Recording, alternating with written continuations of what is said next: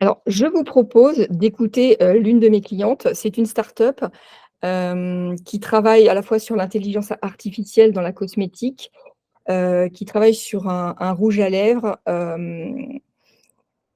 éthique, vegan, français et donc l'intelligence artificielle aide par rapport à votre carnation à voir quelles sont, les meilleures nuances parmi 60 000. Et puis derrière, elle a un étui avec 3 rouges à lèvres différents, voilà pour les clientes.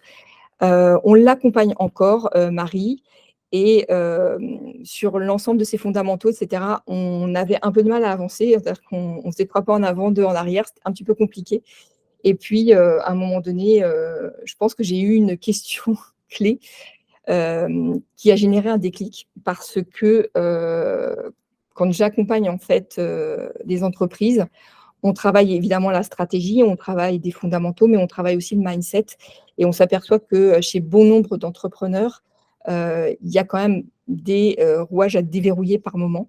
Donc, je vais vous lancer cette petite vidéo. Alors si je fais ça, hop, hop, voilà, normalement vous la voyez. Mmh. Bah, déjà les fondamentaux, c'est essentiel, que ça soit, au début, au moment où on se construit, mais aussi, un peu plus tard, ça permet d'avoir un regard un peu critique sur ce qu'on a déjà élaboré, et ça permet de pouvoir l'améliorer et en plus forcément au fur et à mesure, des étapes de l'entrepreneuriat, bah, ta vision évolue donc c'est toujours, hyper essentiel de pouvoir, avoir ce regard critique, et d'avoir les personnes qui nous posent les bonnes questions pour pouvoir, bien analyser. Parce que des fois, on a un peu, la tête dans le guidon et avoir quelqu'un qui a un regard extérieur, qui sait analyser, et prendre, les sujets importants, c'est vraiment essentiel. Ça permet de mettre le doigt et d'identifier les sujets, alors que toi, tu dis: «Non, mais c'est bon, ça roule, j'ai pas de soucis, j'ai pas de je l'ai fait déjà, donc il y a pas besoin» et en fait, d'avoir ce regard extérieur, c'est vraiment essentiel et puis après, de pouvoir aller creuser, d'aller encore plus loin et d'aller vraiment chercher profondément, ces fondamentaux, bah, c'est essentiel quoi donc ça a été un beau parcours tant, assez théorique mais qui a une partie opérationnelle, et aussi, sur la partie individuelle, qui permet vraiment de creuser, d'aller plus loin et c'est un travail de fond, de profondeur qui prend du temps et sur lequel c'est important d'être bien accompagné. Ouais, ouais, ouais. Bah, c'est pas évident, hein. C'est quand même une grosse remise en question. C'est un énorme enfin, il faut quand même être, suffisamment ouvert pour pouvoir être prêt à accepter et à retransformer, tout ça.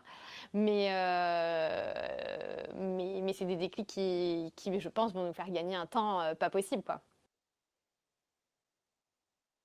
C'est une vraie introspection, qui se traduit, bah, pour la start-up, mais qui est un vrai chamboulement, une introspection personnelle, pas en tant que dirigeante, mais vraiment en tant que personne, qui dirige et qui va donc donner la ligne directrice, la vision et c'est un travail qui est personnel, qui est très, très intense et qui bouleverse beaucoup de choses. Ça m'a aussi aidée personnellement, à côté mais surtout, ça m'a vraiment aidée à avoir, la ligne directrice et surtout d'être, je répète ça, mais c'est vraiment l'alignement, parce qu'en fait, avant, je définissais des choses qui me paraissaient logiques et bons et correctes, mais là, si en plus j'arrive à être alignée, dans mes valeurs et dans ma vision, ça me permet vraiment de le faire extrêmement naturellement, alors qu'avant, c'était, bah, un peu une contrainte, c'est quelque chose que tu fais pas forcément naturellement et c'est un effort, quoi, alors que si c'est naturel, bah, ça découle de source, quoi. En fait, j'avais une vision, je voulais que ça soit une marque audacieuse, je voulais qu'on traite de notions, d'empowerment et cetera et en fait, à l'intérieur de moi, j'étais un peu tiraillée. J'avais un petit peu les 2 Marie, celle justement qui est audacieuse, qui a envie de promouvoir tous ces éléments et bah, celle qui est assez conformiste, qui veut rentrer dans les codes, qui veut rentrer dans les règles et plaire un peu à tout le monde et ça a été un vrai travail autour, bah, des discussions qu'on a pu avoir, pour, bah, me rendre compte que cette Marie, très conformiste, elle prenait quand même beaucoup le dessus, que la marée audacieuse, elle avait la vision de fond, mais qu'elle n'arrivait pas suffisamment bien à s'exprimer. Et arriver à se rendre compte de ça, bah, c'est un vrai travail. Et puis surtout, bah, après, à laisser libérer justement cette audacieuse et à qu'elle puisse bah, trouver sa pleine place dans le projet. Ça a été un gros travail de discussion, d'échange et d'introspection intérieure, quoi. Alors, je vais vous parler de 2 cas aujourd'hui. Alors Lidl, que tout le monde connaît bien, Michel et Augustin aussi, mais Lidl, c'est quand même un géant de la distribution. Michel et Augustin, ils ont démarré de rien, en fait. Donc c'est assez intéressant à décortiquer. Alors, si on regarde Lidl déjà, une chose est sûre, c'est qu'ils sont extrêmement lisibles. Leur vision, c'est clair. Ce sont des produits de qualité à des prix abordables et l'idée, c'est de rendre, l'acte d'achat des consommateurs le plus simple possible. Donc les valeurs qualité, simplicité et leur promesse est égale à leur vision, c'est vraiment permettre des économies substantielles à leurs clients. Ils ont une approche extrêmement pragmatique, ils mettent pas de fioritures dans leur déco et cetera. C'est qualité et c'est prix. Mais c'est aussi, heu, beaucoup d'audace. Moi, ce qui m'a, frappée et c'est pour ça que j'ai choisi ces 2 cas parce que, je les trouve atypiques et franchement, on m'aurait, demandé mon avis, j'aurais pas parié là-dessus avant qu'ils ne le fassent. Parce qu'il faut quand même savoir que, Lidl, ils ont commencé comme hard discounter. Donc bon, sur les prix, logique. Sur la qualité, parce qu'ils ont des super négos sur du volume, OK, très bien. Mais ils ont réussi à passer, ces dernières années à une marque plébiscitée, par les CSP++.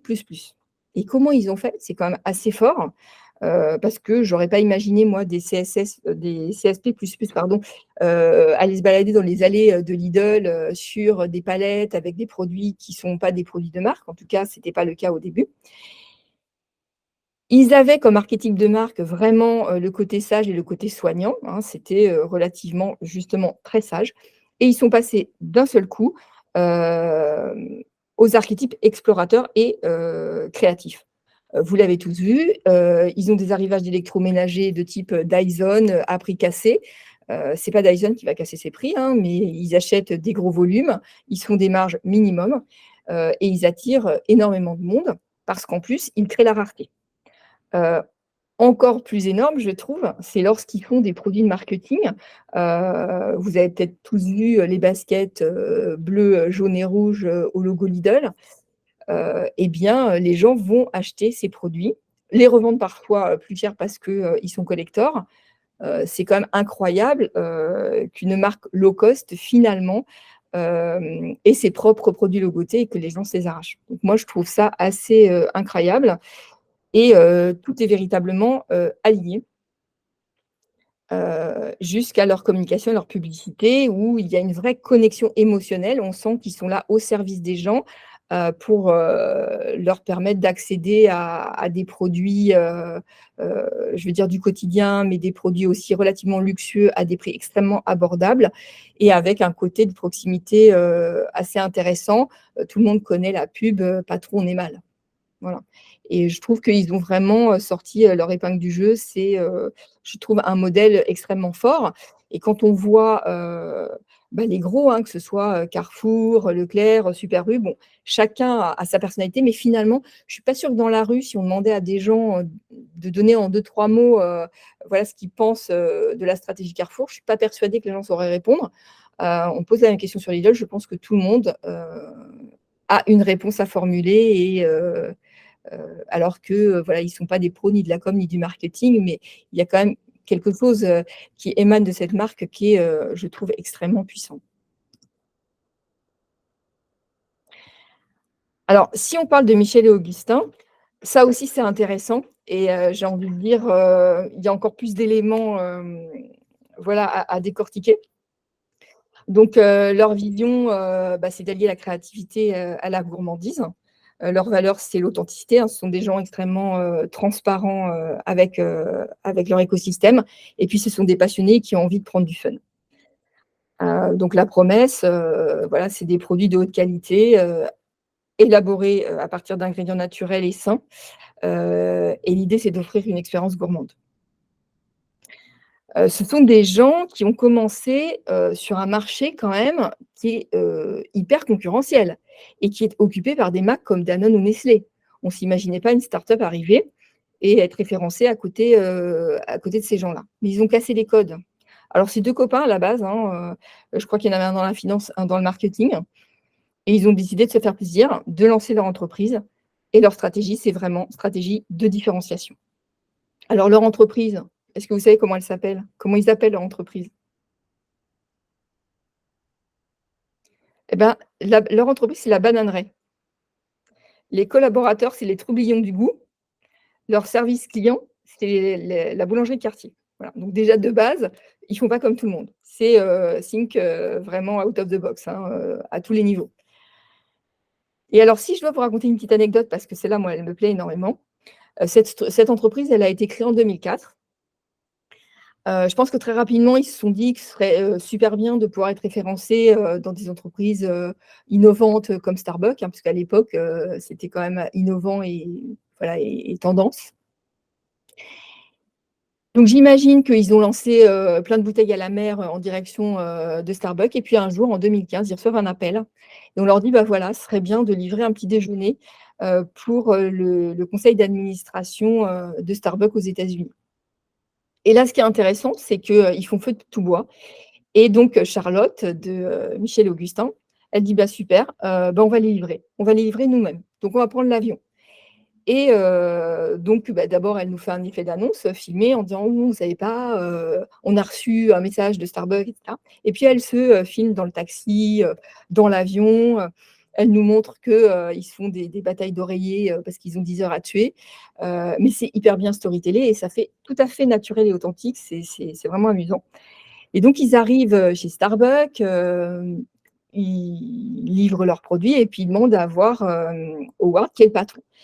Et pendant tout ce laps de temps, ils ont fait appel à leur communauté, hashtag, allez, boire d'un café. Ils ont demandé à chacun de se prendre en photo avec, leur mug, leur tasse de café, le hashtag, allez Howard un café. L'idée, c'est de vraiment être soutenu par cette communauté et montrer, à Starbucks que, bah, finalement, voilà, c'est des petits faiseurs en France, mais que finalement, ils ont une personnalité, ils ont une communauté. Et puis, bah, Howard ne les reçoit pas, dépité, ils reprennent l'ascenseur. Et puis, il y a un collaborateur dans le hall, qui prend un petit peu de temps pour les écouter et ils repartent. Et puis dans le taxi, ils reçoivent un coup de fil et c'est l'assistante, de Howard qui leur dit: «Ben, demi-tour, venez, vous allez prendre un café avec Howard». Et c'est comme ça que commence leur aventure. Derrière, on les fait intervenir, pendant un séminaire interne parce que, ben, on les trouve un peu foufous, mais finalement c'est rafraîchissant et c'est super motivant pour les équipes. Et puis derrière, on leur demande de livrer 25 Starbucks aux États-Unis.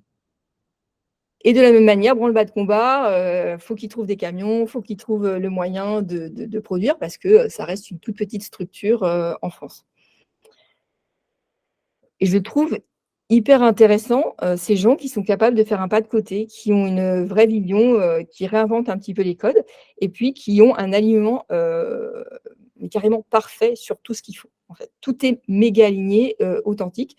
Alors évidemment, ils ont percé parce qu'ils ont des super produits, parce que, ils ont une vraie éthique, mais il y a quand même, une identité, il y a quand même une image qui est extrêmement forte et quelque part, ça les aide en notoriété parce que, ils font le premier pas. C'est un gros pas certes, hein, c comme le disait Marie, ça demande du temps, ça se fait pas en 2 heures autour d'une table. Mais le truc, c'est que quand c'est prêt, ça fonctionne et après c'est viral, quoi. Je veux dire, le relais, de notoriété, finalement, il est un peu plus porté par sa communauté que par, tous les investissements qu'on pourrait faire. Voilà, donc leur archétype, hein, vous l'aurez compris, ce sont des créatifs un peu héros, hein, parce que, ils ont du courage, hein, ils accomplissent des actes, voilà, pas communs et ce sont un peu des explorateurs, voilà, de nouveaux terrains. Donc là, je vais vous parler d'un autre cas, mais alors celui-là, il est beaucoup plus proche de moi parce que, c'est une entreprise avec laquelle je travaille, depuis 7 ans maintenant. Il s'agit de Claire, de Babichou Service. On a commencé à travailler, donc avec Claire, on a revu, la baseline, on voilà, on a commencé à travailler sur des campagnes annuelles Et puis, un jour, elle nous a dit: «Bon, bah, voilà, maintenant, ça y est, ma boîte a 20 ans, mes enfants sont grands, j'ai envie de m'amuser, allez, il faut qu'on double, le réseau, Babichou, en 4 ans». Et on s'y est employé, on a réussi.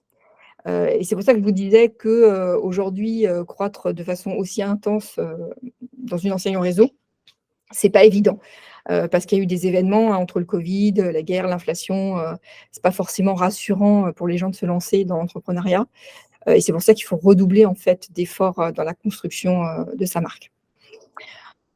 Donc, la vision claire, hein, c'est que la garde d'enfants devienne enfantine, en fait, que ce soit extrêmement, facile de libérer du temps, aux gens et de charge mentale. Sa mission, c'est d'être la complice des familles, depuis 25 ans. Son atout, c'est qu'elle a un réseau solide, familial, motivé. C'est une entreprise agile, qui donne, beaucoup de clés, d'évolution, qui forme beaucoup, ses collaborateurs. Alors j'ai mis, 3 valeurs, ah bah oui, je ne les ai pas mises, je vous l'ai dit. Donc la proximité, la confiance, et la bienveillance, mais il y en a d'autres. Après, c'est bien aussi de ne pas en communiquer trop parce qu'on ne les retient pas. Et le fil rouge, et bien finalement, c'est de, créer des concepts de campagne, pluriannuels, sur chacune de ces cibles, mais de façon homogène. C'est-à-dire que, elles sont construites de la même manière, avec, le même type de message.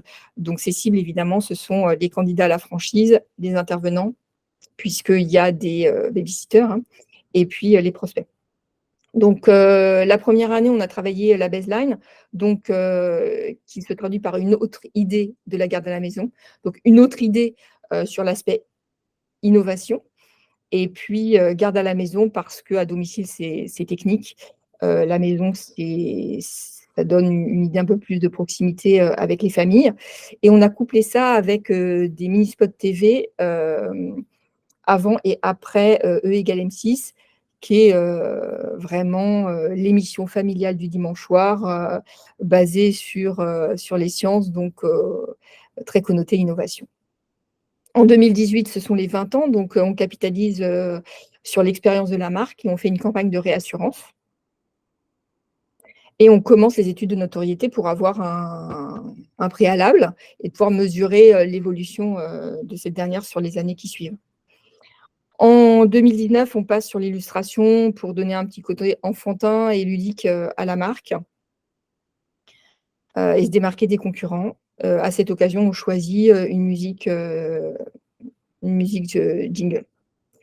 En 2020, on commence à se dire: «Ben là, il est peut-être temps, de commencer à communiquer sur la largeur de la gamme», parce que, il n'y a pas que l'auxiliaire, de vie, il y a aussi les babysitting, il y a aussi les gardes partagées et tout un tas, de services, qui sont proposés. Et on commence, la mini-série, La famille Babychou présente. 2021, on recentre un petit peu plus, sur l'enfant et des gros plans. 2022, on est sur le bon réflexe Babichou, qui vise à créer l'habitude et à fidéliser, en fait, les gens. Et en 2023, on réintroduit, donc, des photos de vrais personnages, des vidéos, et on garde l'illustration parce que tous les efforts qu'on a faits, depuis quelques années, l'idée, c'est pas de les perdre en changeant radicalement, de style, et en fait, de façon, habile, on met dans les vidéos et les photos, alors soit, une sucette de co, un panneau d'affichage, un écran, qui reprend, vraiment le style des campagnes illustrées, des années précédentes. Et vous l'imaginez bien, tout ça, est accompagné d'un investissement fort en publicité et qui, croît, chaque année. Donc il y a vraiment une emphase, supérieure, chaque année. Hem, mais finalement, ça paye et ça permet, hein, c'est comme l'éléphant, on le mange par petits morceaux, on ne peut pas d'un seul coup se dire: «On investit énormément», mais chaque investissement génère de la croissance qui permet d'investir davantage. Donc, c'est beaucoup de sponsors sur les réseaux sociaux, c'est des spots TV, c'est des spots radio, Spotify, de l'affichage. Voilà. Alors ça, je vous parle en général, hein, c'est-à-dire que c'est à la fois des campagnes, intervenants, prospects, et candidats à la franchise. Vous imaginez bien que tout ça, ça a été couplé aussi, avec des efforts, de, tour de France, de rencontres avec des candidats. Pendant le covid, ben, ils sont passés donc, à la visio. Voilà, il y a tout un tas de dispositifs, hein, autour bien sûr, mais beaucoup, de sponsors sur différents types, qu'elles soient prospects, intervenants, et candidats à la franchise.